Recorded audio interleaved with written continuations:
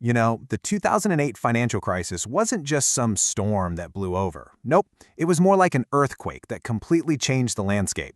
It created this whole new world that people in the industry call the new normal. But what does that actually mean? Let's get into it. So let's start with the big question. What really changed after 2008? Because the answer isn't just, oh, they added a few new rules. It's so much deeper than that. The crisis literally rewired the DNA of the entire financial system. It changed how people think, talk, and deal with risk itself. And here's the absolute heart of it. This isn't just a temporary fix or a recovery period. We're living in a totally new era. And the defining feature of this new normal? The rules are always changing and the expectations just keep getting higher and higher. There's no finish line. So what does this new financial world actually look like on the ground? Well, it's a world of constant scrutiny. It's no longer good enough to just say you're managing risk. Now you have to prove it. You have to document everything. And you even have to prepare for risks that might not even exist yet. This right here is the best way to think about the new normal. It's not a place you arrive at, it's more like a treadmill that's always speeding up. Financial firms can't just react anymore. They have to build their entire company culture and their technology to be flexible enough to handle the next wave of reforms, whatever that might be. But this shift wasn't just about new rule books. It was about new people. It created a need for a new kind of leader, a new set of eyes right there in the boardroom, focused on one thing and one thing only: risk. We're talking about the rise of the new watchdogs. To really get the scale of this, let's just hop in a time machine and go back to 2002. Back then, only about 2/3, 65%, of financial institutions even had a chief risk officer, or a CRO. It was an important job for sure, but it wasn't seen as essential everywhere. And then the crisis hit.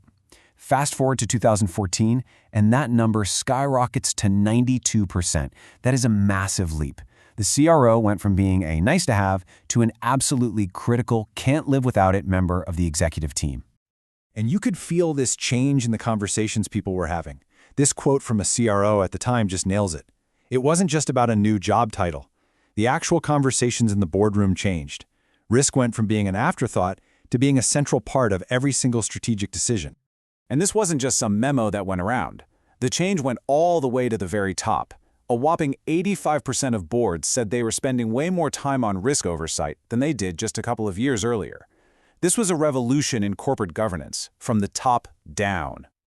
Now, of course, this cultural shift didn't just happen in a vacuum. It was driven by an absolute tidal wave of new regulations, all designed with one goal in mind: to make sure a crisis like 2008 never, ever happens again. Look, you can boil down these huge, incredibly complex laws, like Dodd-Frank in the US and Basel III internationally, to 3 basic commands. Number 1, you have to hold way more capital to soak up any potential losses. 2, you have to prove, through these brutal stress tests, that your firm can survive another massive crisis. And 3, you have to accept that a huge chunk of your budget is now going to be spent just on compliance. It's the new cost of doing business.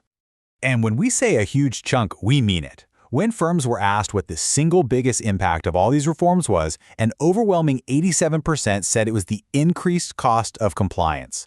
We are talking billions and billions of dollars spent on new systems, new staff, and new reports, all to satisfy the regulators. Okay, so the system got a lot tougher to protect against the last crisis. But what about the new dangers? What are the threats that are keeping those chief risk officers and board members up at night today?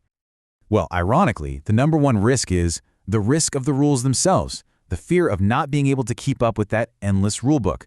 But look at number 2, cybersecurity. This is the new monster under the bed. And number 3 is strategic risk, the very real danger that your entire business model could become obsolete because of all these changes.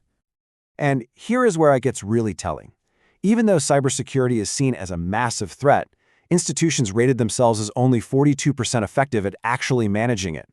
Think about that. There's this huge gap between how scared they are of these new risks and how confident they are that they can actually handle them. And beyond technology, there's this new, almost philosophical threat that regulators are zeroing in on. It's called conduct risk. This isn't about spreadsheets or algorithms. It's about the very culture of a company. It's asking the simple question: is your company's behavior hurting customers or the market? Are you doing the right thing? Now, you'd think this would be a top priority everywhere, right? But the data show that only 60% of boards were actively trying to build and reinforce the right kind of risk culture. That means 40% weren't. And that's a gap that keeps regulators very, very interested. So it's one thing to know about all the new rules and the threats, but it's a completely different ballgame to actually put solutions in place across a huge, complex global company. And that brings us to what you could call the Great Implementation Challenge. Just look at the top 3 hurdles these firms face in the real world. Number 1 is just the sheer volume of new rules. But check out numbers 2 and 3. It's all about tech and data. The biggest headaches are trying to upgrade ancient IT systems and just getting their hands on good, clean, reliable data.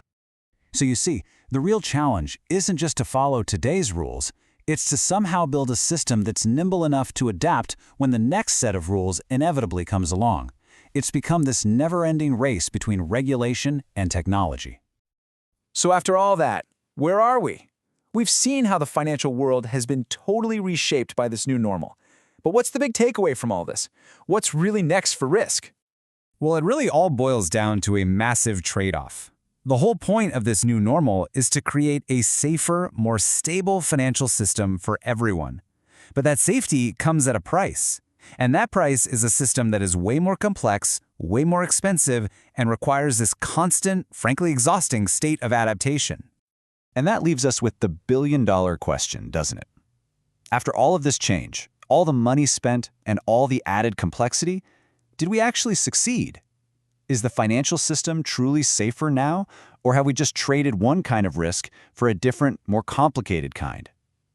That's the question that everyone in finance is still trying to answer.